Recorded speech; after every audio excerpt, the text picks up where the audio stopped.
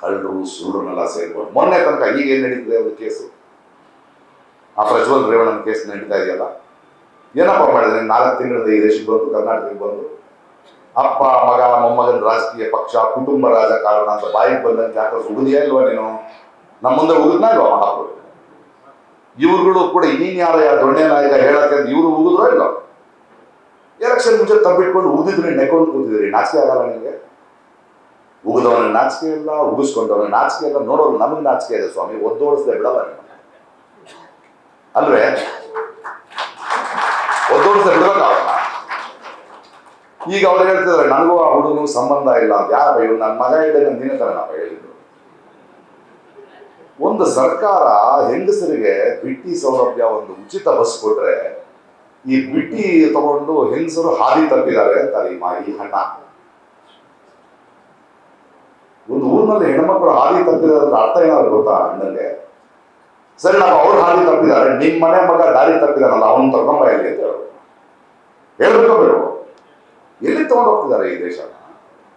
ಯಾವ ತರದ ಒಂದು ಪರಿಸ್ಥಿತಿನ ತಗೊಂಡು ಬರ್ತಾ ಇದ್ದಾರೆ ಈ ದೇಶದಲ್ಲಿ? ಈ ಪ್ರಶ್ನೆಗಳನ್ನು ನಾವು ಕೇಳಬೇಕು. ತಗೊಳ್ಳಿ ಎಲೆಕ್ಟ್ರಲ್ ಬಾಂಡ್, ಯಾಕೆ ಬೇಕು ಒಂದು ರಾಜಕೀಯ ಪಕ್ಷಕ್ಕೆ 10,000 ಕೋಟಿ? ಯಾಕಪ್ಪ ಬೇಕು ನಿಮಗೆಲ್ಲ?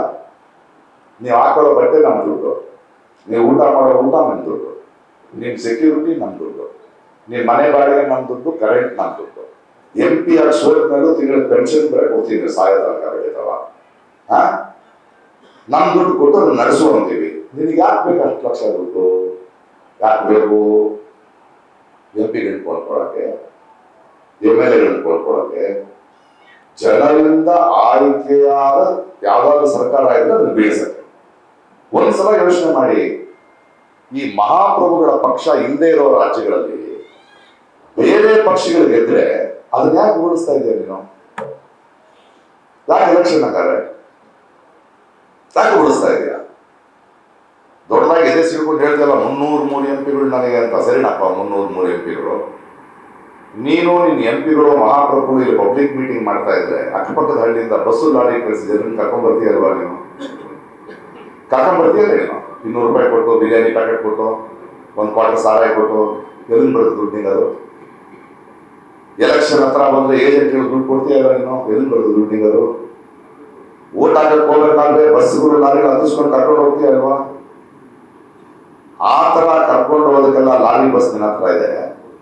ಕೋವಿಡ್ ನಲ್ಲಿ ಜನ ನಡ್ಕೊಂಡು ಹೋಗ್ತಿದ್ರೆ ಒಂದೇ ಒಂದು ಬಸ್ ಒಂದು MP ಕೊಟ್ಟನೆ ಅಂದ್ರೆ ಕೊಟ್ರ ಬಂದ್ರ ಹೊರಗಡೆ? ಯೋಚನೆ ಮಾಡ್ಬೇಕು ನಾವು. 100 ಸ್ಮಾರ್ಟ್ ಸಿಟಿ ಅಂತ ಹೇಳಿದ್ರೆ ಏನಂತ ಹೇಳಿದ್ರೆ 100 ಸ್ಮಾರ್ಟ್ ಸಿಟಿ 2015ರಲ್ಲಿ ಹೇಳಿದ್ರೆ ನಾವೇನು ಅನ್ಕೊಂಡ್ವಿ? ಈ 4 ದೊಡ್ಡ ಪಟ್ಟಣಗಳಿಗೆ ಹೋಗೋದು ಬೇಡ, ಸಣ್ಣ ಸಣ್ಣ ಪಟ್ಟಣಗಳು ಬರುತ್ತೆ, ಅಲ್ಲಿ ವೈದ್ಯಕೀಯ ಕಾಲೇಜುಗಳು ಬರುತ್ತೆ, ಆಸ್ಪತ್ರೆಗಳು ಬರುತ್ತೆ, ಕಾರ್ಖಾನೆಗಳು ಬರುತ್ತೆ, ನಮ್ಮ ಹುಡುಗರಿಗೆ ಉದ್ಯೋಗ ಬರುತ್ತೆ ಅಂತ ಒಂದು 10 ವರ್ಷಕ್ಕೆ ಹೇಳ್ರಿ. ಒಂದು 10 ಸ್ಮಾರ್ಟ್ ಸಿಟಿ ತೋರಿಸ್ಬೇಡ, 5 ಸ್ಮಾರ್ಟ್ ಸಿಟಿ ತೋರ್ಸಕ್ಕೆ. ನನ್ನ 303 MP ಒಂದೊಂದು ಹಳ್ಳಿಯನ್ನು ದತ್ತು ತೆಗೆದುಕೊಂಡು ಅದನ್ನ ಮಾಡಲ್ ವಿಲೇಜ್ ಮಾಡ್ತೀವಿ. ಒಂದು ತೋರ್ಸಕ್ಕೆ ಹೇಳ್ರಿ ಒಂದು ಜನ್ಮಕ್ಕೆ. ಈ ಪ್ರಶ್ನೆಗಳನ್ನ ನಾವು ಕೇಳಬೇಕು. ನಾವು ಮೌನವಾಗಿರೋದ್ರಿಂದ ಬರೀ ಹೆದರ್ಕೊಂಡ್ರಾಗಲ್ಲ. ಒಂದು ತಿಳ್ಕೊಳ್ಳಿ ಪ್ರಜೆಗಳೇ, ನಮ್ಮ ಭಯ ಅವರ ಬಲ. ಹೆದರ್ಲಿಲ್ಲ ಅನ್ಕೊಳ್ಳಿ, ಏನು ಕೇಳಕ್ಕಾಗಲ್ಲ. ಮಾತಾಡ್ತಾ ಇದ್ದೇನೆ, ಹೆದರ್ಕೊಳಕ್ಕಾಗತ್ತ ನನಗೆ? ಇಡೀ ರೇಡ್ ಮಾಡಿದ್ರು 13 ಗಂಟೆ. ಅವನು ಹೋಗ್ಬೇಕಾದ್ರೆ ಹೇಳಲ್ಲ, ನಾನು ಅವನನ್ನು ಕೇಳಿದ ಅವನು ನನ್ನ ಕೇಳ್ದ, ಅವ್ನು ಕನ್ಫ್ಯೂಸ್ ಆಗ್ಬೇಕು. ಏನಿದೆ ತಗೊಳ್ಳಯ್ಯ, 2 ನಿಮಿಷ ಲೇಟ್ ಮಾಡ್ತಿದ್ದ ಪ್ರಶ್ನೆ ಕೇಳಕ್ಕೆ, ಯಾಕೆ ಇನ್ನೂ ಬಂದಿಲ್ಲ ಆ ಪ್ರಶ್ನೆ ಮೇಲಿಂದ ಅಂದೆ. ನೀವು ಸುಮ್ಮನೆ ರೀ ಅಂತ. ಅದು ಯಾರ ಹತ್ರ ಬರ್ತಾ ಇದೀರಿ? ನನಗೆ ಬೇರೆ ಬಿಸ್ನೆಸ್ ಎಲ್ಲ ಗೊತ್ತಿಲ್ರಿ. ನಾನು ಯಾಕಿದ್ದೀನಿ ಇಲ್ಲಿ? ನನ್ನ ತಂದೆ ತಾಯಿ ಇರ್ಬೋದು, ನಾನು ಓದಿದ ಪುಸ್ತಕಗಳಿರ್ಬೋದು, ನನ್ನನ್ನು ಬೆಳೆದ ಜನ ಇರೋದು, ನನ್ನ ಪ್ರತಿಭೆಯಿಂದ ನಾನು ಗೆದ್ದಿಲ್ಲ. ನಾನು ದೊಡ್ಡ ಮನುಷ್ಯ ಆಗಿಲ್ಲ, ಜನರು ಪ್ರೀತಿಯಿಂದ ದೊಡ್ಡ ಮನುಷ್ಯ ಆಗಿದ್ದೀನಿ. ಆಗ ಸಮಾಜಕ್ಕೆ ಏನಾದ್ರು ಸಮಸ್ಯೆ ಆದಾಗ ಅವ್ರಿಗೆ ದನಿ ಕೊಡಬೇಕಾಗಿರೋದು ನನ್ನ ಕರ್ತವ್ಯ. ನಾನೇನು ದೊಡ್ಡ ಕೆಲಸ ಮಾಡ್ತಾ ಇದ್ದೆ, ಬೇರೆಯವ್ರು ಮಾಡಲಿಲ್ಲ ಅಂದ್ರೆ ಅವ್ರ ಕರ್ಮ, ಅದು ಅವ್ರ ಮನಸ್ಸಾಕ್ಷಿಗೆ ಬಿಟ್ಟಿತ್ತು. ನಾನು ಮಾಡಲೇಬೇಕು. ನ್ಯೂಸ್ ಫಸ್ಟ್, ನಿರ್ಭೀತಿಯಿಂದ ನಿಮ್ಮ ಪರವಾಗಿ.